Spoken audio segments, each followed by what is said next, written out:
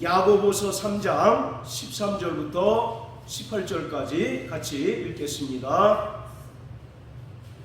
자, 같이 읽습니다. 시작. 너희 중에 지혜와 총명이 있는 자가 누구뇨? 그는 선행으로 말미암아 지혜의 온유함으로 그 행함을 보일지니라. 그러나 너희 마음속에 독한 시기와 다툼이 있으면 자랑하지 말라. 진리를 거스려 거짓하지 말라. 이러한 지혜는 위로부터 내려온 것이 아니요 세상적이요 정욕적이요 마귀적이니 시기와 다툼이 있는 곳에는 요란과 모든 악한 일이 있음이니라. 오직 위로부터 난 지혜는 첫째 성결하고 다음에 화평하고 관용하고 양순하며 긍휼과 선한 열매가 가득하고 편벽과 거짓이 없나니 화평케 하는 자들은 화평으로 심어 의의 열매를 거두느니라. 아멘.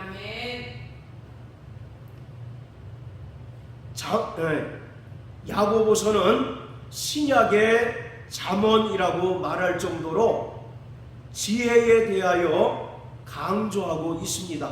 우리가 잠언 그러면 제일 먼저 지혜가 떠오르죠. 그것처럼 야고보서는 별명이 신약 속의 잠언이라고 합니다. 그만큼 구원받은 성도들에게 있어서 하나님의 지혜가 충만해야 할 것을 야고보는 권면하고 있습니다. 그래서 1장 5절에 보면 누구든지 지혜가 부족하거든 꾸짖지 아니하시고 후히 주시는 하나님께 구하라. 그리하면 주신다라고 말씀하고 있습니다. 자, 그런데 중요한 것은 지혜가 과연 뭘까요? 사전적인 의미에서 지혜는 어떤 삶의 원리나 이치를 깨닫는 것을 지혜라고 합니다. 어떤 사용 방법을 잘 알고 원리를 깨닫는 것을 지혜라고 이렇게 이야기합니다. 그런 측면에서 시골의 촌부 또 할매가 우리보다 훨씬 더 지혜로울 수 있습니다. 자, 그런데 오늘 본문을 통해서 야고보는 두 가지 지혜가 있다고 말하고 있습니다. 바로 세상적이고 정욕적이고 마귀적인 지혜가 있는가 하면 17절에 보면 위로부터 난 지혜가 있다라고 말합니다. 그러니까 세상의 지혜와 하나님의 지혜가 있다라고 야고보는 말하고 있습니다.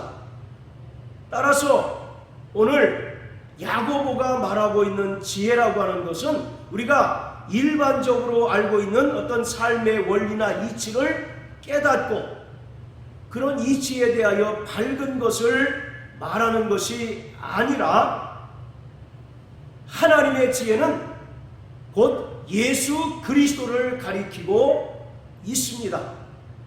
지혜라고 하는 말은 헬라어로 소피아라고 합니다. 철학이라고 하는 것을 우리는 필로소피아라고 하잖아요.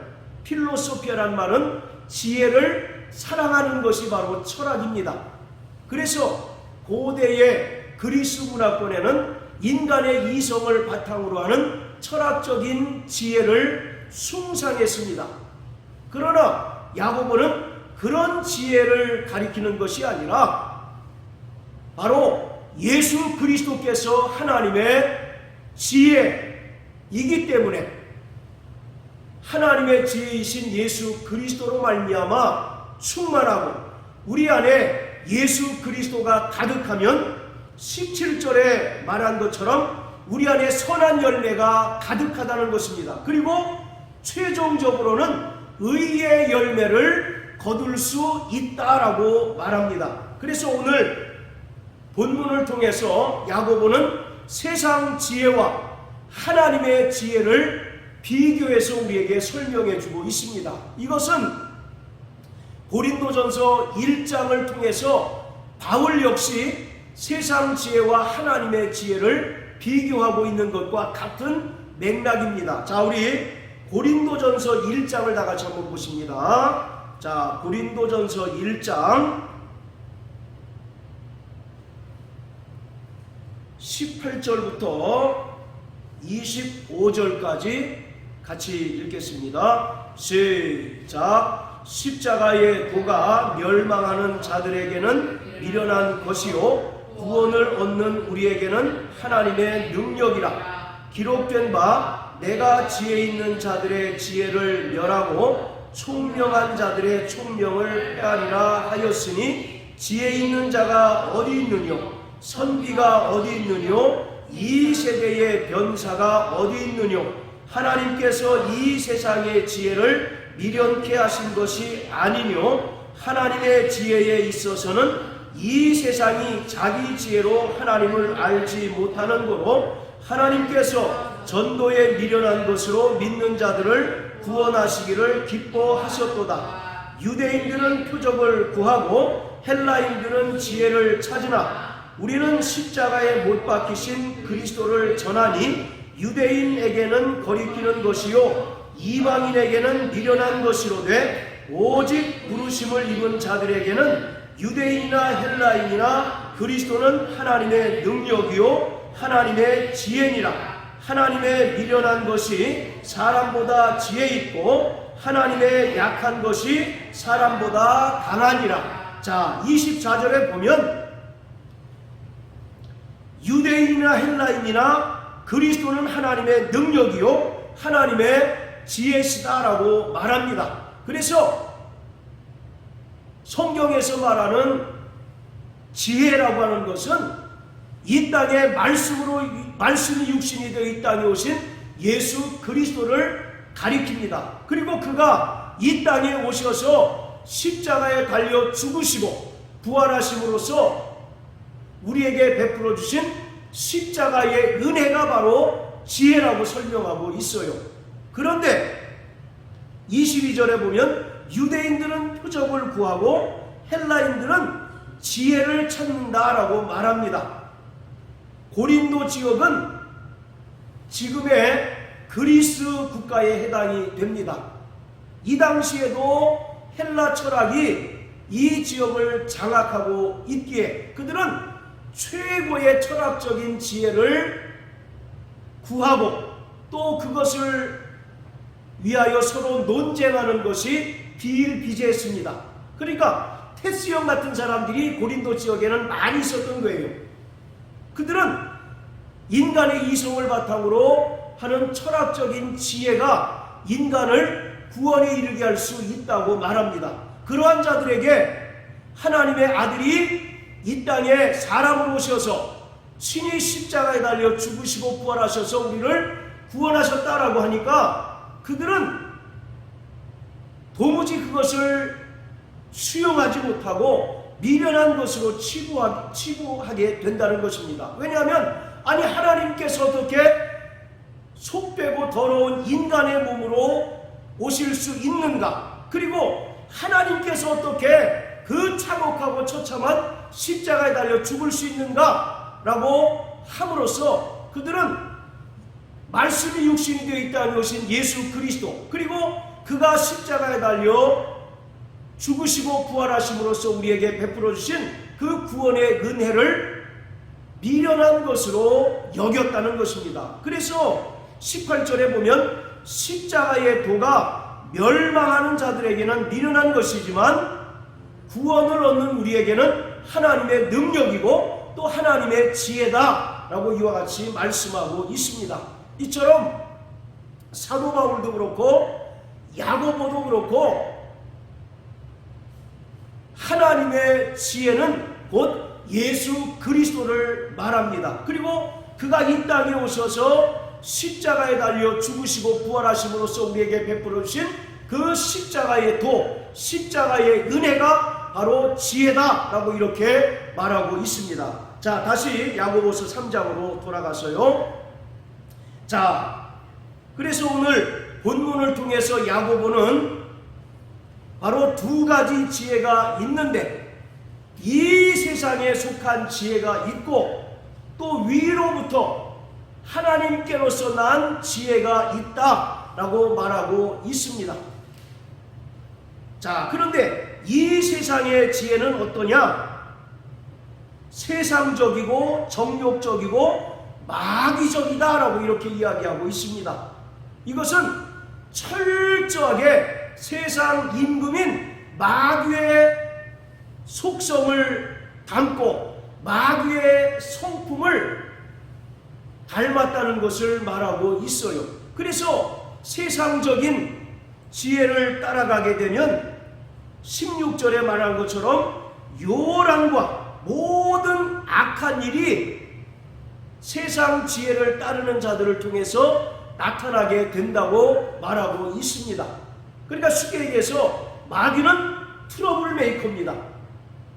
예수님께서 구원받은 성도들을 모으면 마귀는 해치는 역할을 하는 거예요. 그래서 마태복음 12장 30절에 보면 마귀는 철저히 하나님의 일을 반대하고 대적하는 자요, 또 예수님께서 모으면 해치는 자가 바로 마귀다라고 말합니다. 이처럼 예수님께서는 피스메이커입니다.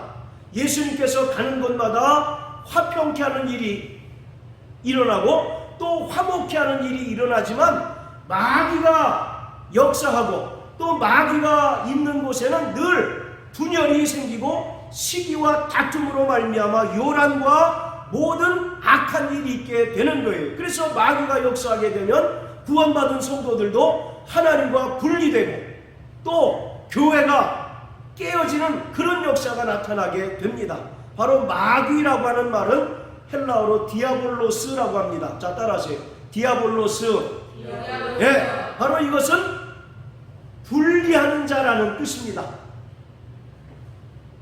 하나님과 첫사람 아담이 에덴 동산에서 밀월 관계를 가졌었는데 들짐승 중 가장 간교한 뱀이 나타나서 유혹하고 역사하니까 하나님과 인간의 관계가 분리되고 또 그로 인하여 인간에게 타락이 생기게 되었습니다. 이처럼 세상적이고 정욕적이고 마귀적인 그 세상 지혜를 따르게 되면 모든 인간은 철저하게 마귀의 속성을 따라 살아가게 됩니다. 그래서 세상적인 지혜를 따르는 자들에게는 철저히 자기를 자랑하고 자기를 높이게 되고 또 교만한 모습들이 나타남으로 인하여 시기와 다툼이 발생하고 또 요란과 모든 악한 일이 발생하게 된다고 말하고 있습니다.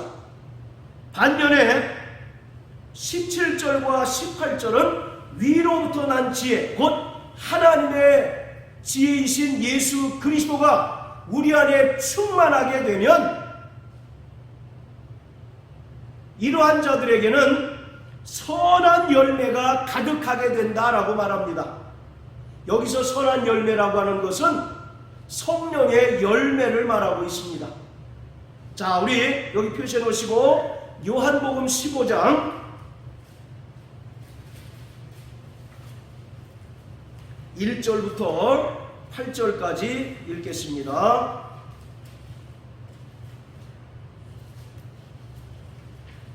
자, 요한복음 15장 1절부터 8절까지 시작. 내가 참 포도나무요 내 아버지는 그 농부라. 물은 내게 있어 과실을 맺지 아니하는 가지는 아버지께서 이를 제해 버리시고 무릇 과실을 맺는 가지는 더 과실을 맺게 하려 하여 이를 깨끗게 하시느니라. 너희는 내가 일러준 말로 이미 깨끗하였으니 내 안에 거하라. 나도 너희 안에 거하리라. 가지가 포도나무에 붙어있지 아니하면 절로 과실을 맺을 수 없음같이 너희도 내 안에 있지 아니하면 그러하리라. 나는 포도나무요 너희는 가지니 저가 내 안에 내가 저 안에 있으면 이 사람은 과실을 많이 맺나니 나를 떠나서는 너희가 아무것도 할 수 없음이라. 사람이 내 안에 거하지 아니하면 가지처럼 밖에 버리고 말라지나니 사람들이 이것을 모아다가 불에 던져 사르느니라. 너희가 내 안에 거하고 내 말이 너희 안에 거하면 무엇이든지 원하는 대로 구하라. 그러면 이루리라. 너희가 과실을 많이 맺으면 아버지께서 영광을 받으실 것이요 너희가 내 제자가 되리라. 자, 이 말씀은 우리가 포도나무의 비유라고 하는 말씀으로 잘 아는 말씀인데, 바로 하나님 아버지께서는 농부이시고 또 예수님께서는 이 땅에 참 포도나무로 오셨다는 겁니다. 그리고 제자들과 구원받은 모든 성도들은 포도나무이신 예수님께 붙어있는 가지라는 거예요. 그래서 뿌리로부터 생명이 공급되어지고 뿌리로부터 진액이 공급되어지면 그 가지는 마땅히 과실을 많이 맺게 되는데, 바로 그 과실이라고 하는 것은 구원받은 성도들이 성령의 인도하심을 따라 성화의 삶을 살아가는 동안 맺게 되는 성령의 열매를 가리키고 있습니다. 이러한 성령의 열매를 우리가 맺을 때 하나님께서 우리를 통해서 영광 받으시고 우리가 온전히 예수님의 제자가 되는 것입니다. 성령의 열매라고 하는 것은 한마디로 우리가 예수님의 성품을 닮아가는 것을 말합니다. 그리고 예수님의 인격을 닮아가는 것을 말하고 있어요. 우리가 과거에는 마귀에게 속하여 마귀를 따라서 세상 풍속을 좇고 마귀의 특성대로 살아가던 자들이었으나, 예수님을 믿고 또 성령으로 거듭나서 하나님의 자녀가 된 이후에는 철저히 성령님의 인도하심을 따라 살아가는 동안 예수님의 성품을 닮아가게 되고 또 예수님의 인격을 닮아가게 되는데, 그것을 성경은 성령의 열매라고 말합니다. 자, 또 에베소서 5장을 다 같이 한번 보십니다. 에베소서 5장.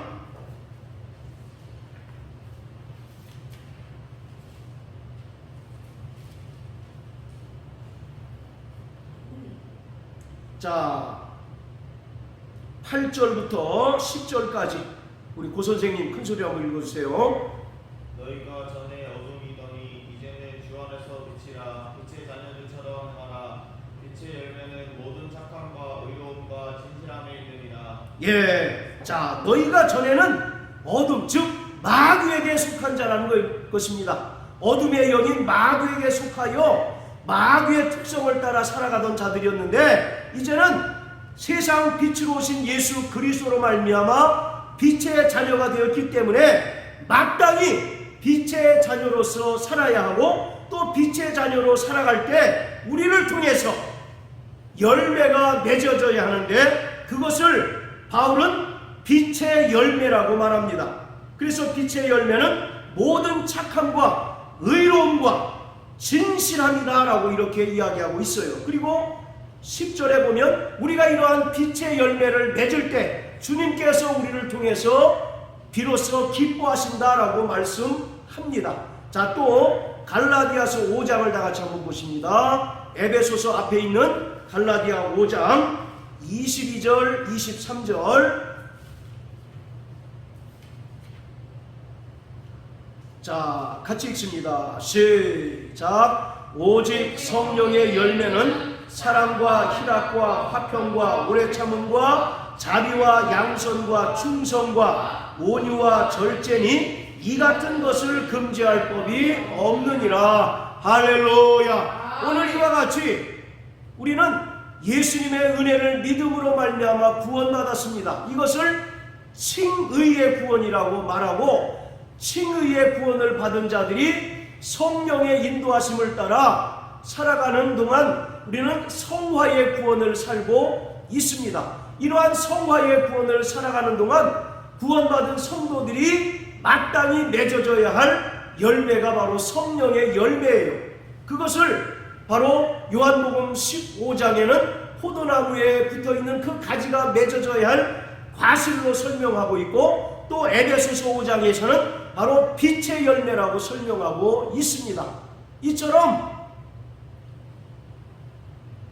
우리 안에 하나님의 지혜이신 예수 그리스도가 가득하고 예수 그리스도로 충만할 때 우리에게서 자연스럽게 이러한 선한 열매가 맺어지게 되는 것입니다. 자, 다시 야고보서 3장으로 돌아갑니다. 자, 그래서 17절에 보면 위로부터 난 지혜라고 설명합니다. 자, 따라하세요. 위로부터 난 지혜. 위로부터 난 지혜. 16절에는 위로부터 내려온 것이 아니요 라고 설명합니다. 여기서 위로부터라고 하는 말은 여기 말고 또 어디에 쓰였느냐면 요한복음 3장 3절과 5절에서 예수님께서 니고데모에게 거듭남에 대해서 설명하실 때 쓰였던 단어예요. 여러분, 거듭난다는 게 뭐예요? 위로부터 태어난다는 것입니다. 영으로 태어난다는 것을 말하고 있어요. 그래서 거듭난다라고 하는 말은 헬라어로 겐나오 아노덴이라고 합니다. 이 아노덴이란 말이 위로부터라는 뜻이에요. 그 단어가 여기 본문에 2번이나 쓰였습니다. 그러니까 바로 위로부터 난 지혜라고 하는 것은 성령으로 말미암아 거듭난 자들에게 하나님의 지혜가 충만하다는 것을 말하고 있습니다. 그래서 성령으로 거듭난 자에게는 그 안에 예수가, 하나님의 지혜이신 예수가 충만한데, 이렇게 예수가 충만한 자들에게는 이와 같이 선한 열매가 가득 맺어지게 된다는 거예요. 자, 여기서 보면 선한 열매는 첫째 성결이라고 말합니다. 성결이라는 것은 말 그대로 거룩하다는 뜻입니다. 우리가 세상 사람들과 크게 다를 바 없는 삶을 살아가지만 우리는 진리 안에 속한 자요, 또 진리로 말미암아 거룩한 자이기 때문에 세상 사람들과 크게 다를 바 없는 삶을 살아가지만 우리는 하나님의 거룩하심과 같이 거룩한 삶을 살아가게 됩니다. 할렐루야. 그래서 바로 우리는 정말 성령으로 거듭나고 또 하나님의 지혜이신 예수 그리스도가 우리 안에 충만하고 가득하면 우리는 마땅히 거룩한 삶을 살아가야 하는 것입니다. 자, 그리고 두 번째, 화평이라고 하는 열매를 맺게 된다는 거예요. 이 화평이란 말은 화목케 한다는 것입니다. 예수님께서 이 땅에 하나님과 인간 사이에 중보자로 오셔서 그가 친히 십자가에 달려 죽으심으로써 죄로 원수된 하나님과 인간 사이를 화평케 한 것처럼 오늘 하나님의 지혜이신 예수 그리스도가 충만한 자는 세상을 향하여 복음의 제사장 역할을 감당함으로 인하여 하나님을 알지 못하는 자들을 하나님께로 인도하여서 하나님과 화평케 하고 하나님과 화목케 하는 일들을 감당해야 한다는 것입니다. 마태복음 5장 9절에 보면 예수님께서 제자들을 데리시고 산에 올라가셔서 팔복 설교를 하셔요. 그 팔복 설교 중에 7번째 복이 뭐냐면 화평케 하는 자는 복이 있나니 이러한 자들은 하나님의 아들이라 일컬음을 받으리라, 이렇게 말씀하십니다. 그러니까 바로 구원받은 성도들은 화목케 하는 직분을 맡은 자입니다. 모든 구원받은 성도들은 이 세상에서 여전히 하나님을 알지 못하고 죄악 중에 거하는 자들에게 은혜의 복음을 증거하고 또 복음의 제사장이 되어서 이러한 자들을 하나님과 화목케 하고 또 하나님과 화평케 하는 그러한 직분을 감당해야 하는 거예요. 그래서 사도 바울은 자신을 가리켜 나는 복음의 제사장이다 라고 이렇게 이야기하고 있습니다. 여러분, 구약의 제사장이 어떤 역할을 하는 자입니까? 제사를 드림으로써 그 피로 인하여 이스라엘이, 죄인된 이스라엘이 하나님과 화목케 하는 그 중보자의 역할을 하는 자가 바로 제사장 아니겠습니까? 마찬가지로 복음으로 말미암아 우리는 죄인된 인간들을 하나님과 화평케 하고 또 화목케 하는 그 중재자 역할을 감당해야 한다는 것입니다. 자, 그리고 세 번째, 관용이라는 열매를 맺어야 됩니다. 관용이 뭐예요? 한마디로 얘기하면 용서입니다. 마태복음 18장에 보면 우리는 하나님께 1만 달란트 빚진 자라고 말합니다. 그런데 하나님께서 그 은혜로 말미암아 1만 달란트 빚을 탕감해 주셨어요. 1만 달란트라고 하는 말은 인간이 도무지 갚을 수 없는 원죄를 가리킵니다. 그런데 하나님께서 예수 그리스도로 말미암아 베풀어 주신 그 은혜로 우리의 모든 1만 달란트 빚을 탕감해 주셨어요. 그것을 바로 성경은 구원이라고 말합니다. 자, 따라하세요. 나는 하나님 아버지께로부터 원죄를 탕감받았다. 원죄의 값이 얼마라고요? 1만 달란트예요. 1만 달란트는 인간이 도무지 갚을 수 없는 그 값을 말합니다. 이처럼 우리는 도무지 갚을 수 없는 죄의 빚을 탕감받은 자인데 내게 100데나리온 빚진 자를 용서하지 않으면 안 된다는 것입니다. 반드시 용서해야 된다는 거예요. 그래서 마태복음 18장 35절인가 맨 끝절에 보면 너희가 마음의 중심으로 형제를 용서하지 않으면 너희 천부께서도 너희를 용서하지 않는다라고 말씀하고 있습니다. 도무지 용서받을 수 없는 죄인이었던 내가 하나님의 은혜로 말미암아 우리가 구원받고 용서받았는데 겨우 100데나리온 빚진 자를 용서해 주지 않으면 천국께서 너희를 용서하지 않는다라고 말씀하고 있는 것입니다. 마태복음 7장에서 주님은 또 이런 말씀을 하셔요. 너희 눈 속에 들보가 있는데 어떻게 너희는 형제 눈 속에 있는 티를 보고 그것을 비난하고 비판하느냐? 그러면 너희도 그 비판과 그 헤아림으로 똑같이 비판을 받을 수밖에 없다라고 말씀하고 있습니다. 그렇기 때문에 우리는 도무지 갚을 수 없는 죄의 빚에서 탕감받은 자로서 마땅히 형제와 자매를 용서할 수 있는 자가 되어야 하는 것입니다. 할렐루야. 날마다 용서의 능력 있게 되시길 주의 이름으로 축복합니다. 로마서 5장 8절에 보면 우리가 아직 죄인 되었을 때에 하나님께서 독생자 예수 그리스도를 십자가에 달려 죽이시면서까지 우리를 사랑하시고 우리를 구원하셨다라고 말씀하고 계십니다.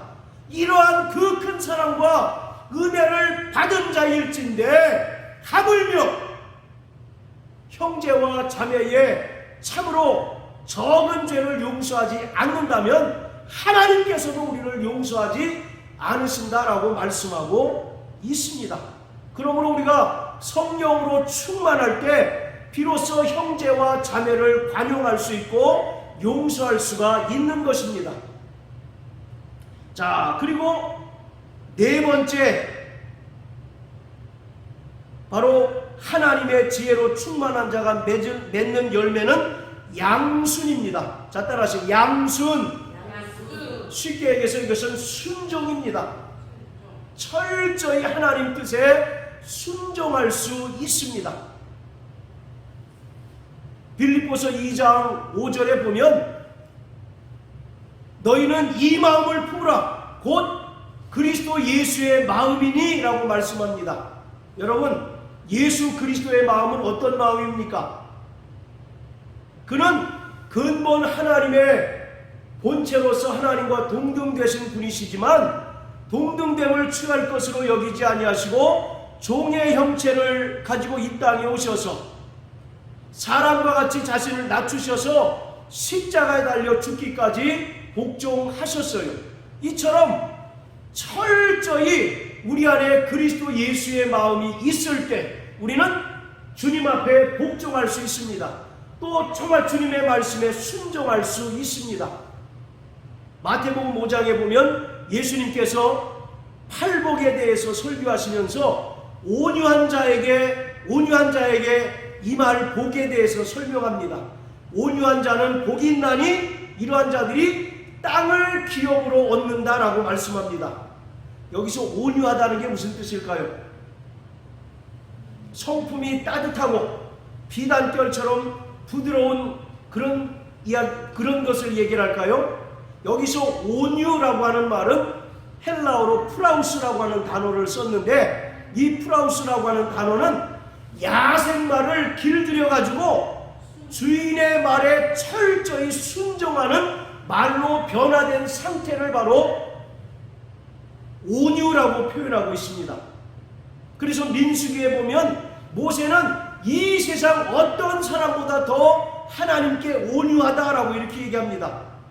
그 마음이 비단결같이 따뜻하고 부드럽다는 얘기가 아니라 그는 철저히 하나님 앞에 순종하는 자였다는 겁니다. 이렇게 하나님의 뜻에 순종하고 하나님 말씀에 철저히 복종하는 자들에게 그 땅을 기업으로 주신다는 거예요. 자, 우리 마태복음 5장 한번 보세요. 마태복음 5장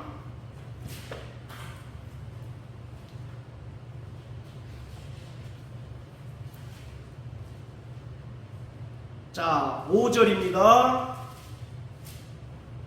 시작.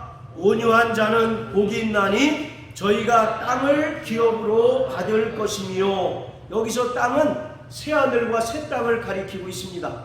그러니까 예수님의 은혜로 구원받은 자들이 철저히 이 땅에서 온유한 자가 되어서 하나님 말씀에 순종하고 또 하나님 뜻대로 살아갈 때, 그러한 자들에게 하나님은 새하늘과 새 땅을 영원한 기업으로 상속시켜 주신다고 말하고 있어요. 마태복음 11장 29절에 보면 예수님께서 뭐라고 얘기했습니까? 나는 마음이 온유하고 겸손하니 너희는 내게 와서 배우라, 이렇게 얘기합니다. 여기서 이 온유하다라고 하는 것도 마음이 따뜻하다, 부드럽다는 얘기가 아니라 철저히 하나님 앞에 순종하는 것이다 라고 말씀하고 있습니다. 자, 다시 야고보 3장으로 돌아갑니다. 자, 그리고 하나님의 지혜로 충만한 자가 맺는 다섯 번째 열매는 긍휼입니다. 자, 따라하세요. 긍휼. 긍휼이란 말은 불쌍히 여기는 것을 말합니다. 마땅히 불쌍히 여기는 것을 말하고 있어요.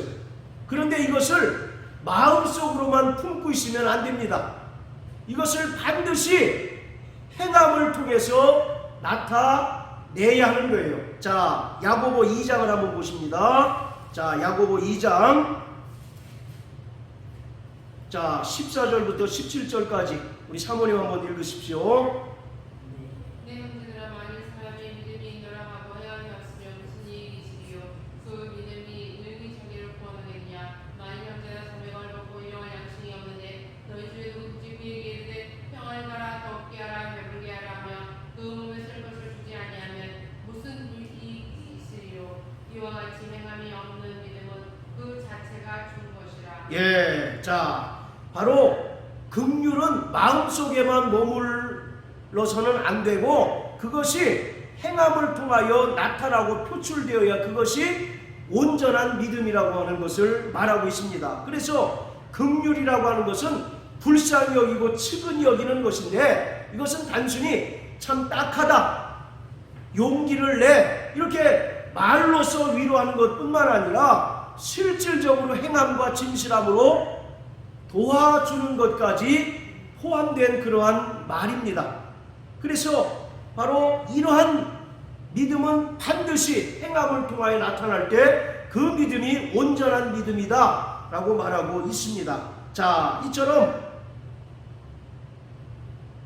하나님의 지혜이신 예수 그리스도가 우리 안에 가득할 때 우리는 이와 같이 선한 열매를 맺을 수 있습니다. 선한 열매는 첫째, 성결하고 화평하고 또 관용하고 양순하고 긍휼이다 라고 이렇게 이야기하고 있습니다.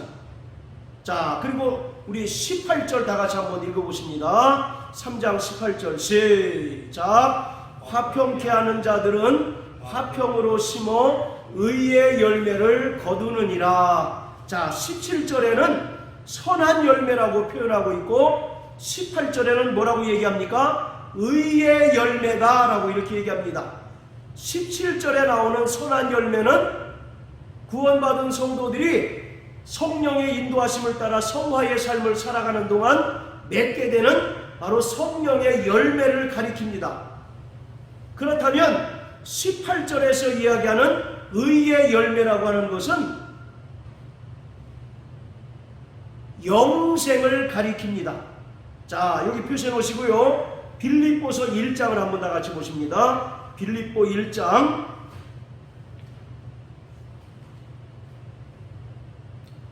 10절 11절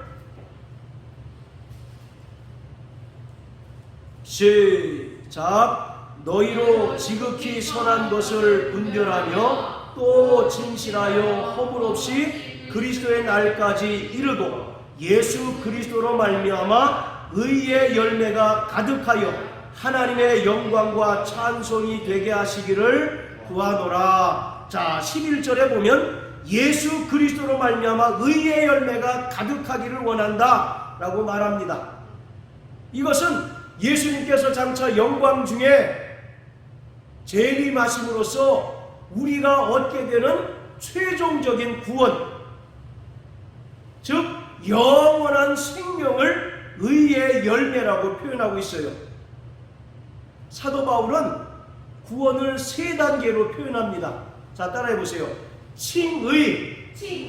칭의라고 하는 것은 우리가 예수 그리스도의 은혜를 믿음으로 말미암아 하나님께 의롭다 칭함받는 것을 말합니다. 그것을 바로 칭의라고 하고, 또 칭의의 구원을 받은 자들이 성령의 인도하심을 따라 살아가는 그 구원을 바로 성화라고 얘기합니다.